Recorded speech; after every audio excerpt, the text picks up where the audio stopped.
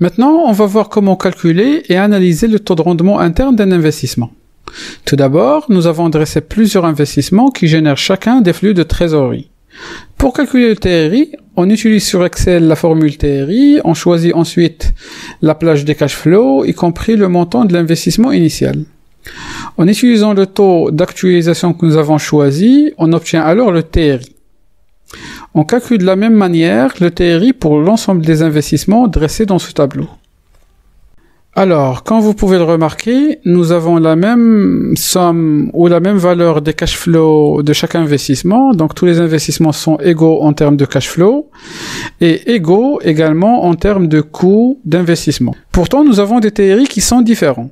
Pour expliquer cette différence de TRI, il faut analyser la distribution des cash flows sur la durée de l'investissement. Pour l'investissement numéro 1, on constate que les flux de trésorerie sont égaux pour chaque année. On a ici un TRI de 49%.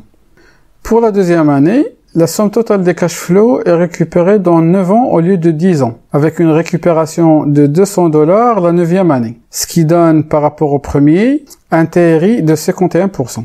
Pour la troisième année, la somme totale des cash flows est récupérée dans 9 ans au lieu de 10 ans, avec une récupération de $200 la troisième année et la 8e année, malgré qu'on n'a rien récupéré pendant la 5e année. Ceci a amélioré le TRI par rapport à la deuxième année. On a donc un TRI de 54%. Pour la quatrième année, la somme totale des cash flows est récupérée dans 9 ans au lieu de 10 ans, comme à la troisième année, sauf qu'on a récupéré une somme importante à la deuxième année, ce qui a encore amélioré le TRI à 59%. Pour la troisième année, le TRI s'est encore amélioré par rapport à la quatrième année, car on dégage dès la première année des cash flows importants. $200 la première année, et donc le TRI est amélioré, il est maintenant de 69%.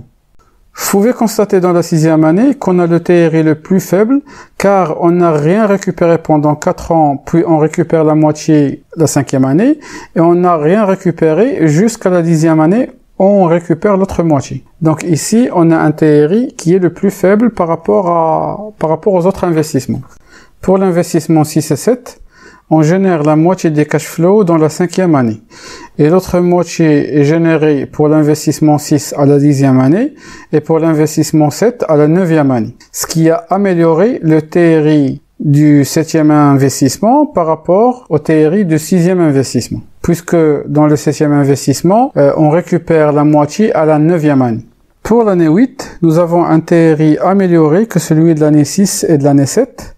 Étant donné que la moitié du cash flow est générée dans l'année 4 au lieu de l'année 5 pour les deux investissements 6 et 7. Alors, lorsque l'investissement génère des flux de trésorerie positifs rapidement, cela signifie que l'argent investi est récupéré rapidement, ce qui peut être considéré comme un avantage. En effet, cela permet de réinvestir ces fonds dans de nouvelles opportunités ou projets, augmentant ainsi le potentiel de rendement global. Un TRI élevé indique que l'investissement est rentable, car il atteint le point de rentabilité plus tôt. De manière générale, il est important de noter que le TRI seul ne fournit pas une image complète de la rentabilité d'un investissement. Il doit être utilisé en conjonction avec d'autres indicateurs financiers, notamment la VAN et le cash multiple. Dans la prochaine lecture, on va voir le concept du cash multiple, qui est un indicateur important pour évaluer un investissement.